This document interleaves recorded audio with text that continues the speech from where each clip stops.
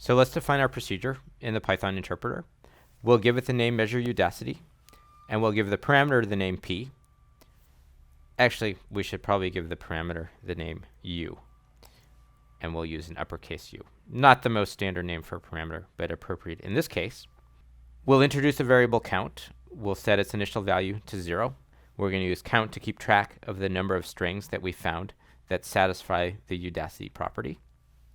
And we'll use a for loop to go through all of the elements in U.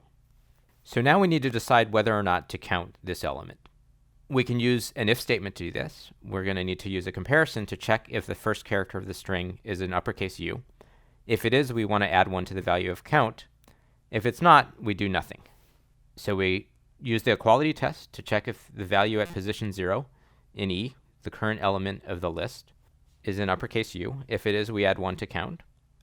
If not, we don't need to do anything, so we don't need an else clause. And now we just need to return the value of count.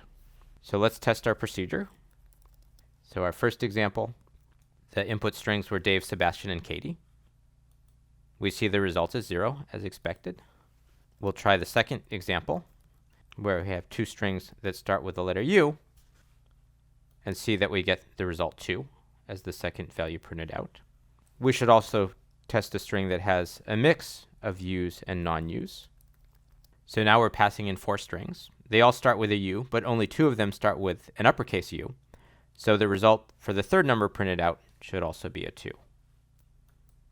And we see that we get the expected result.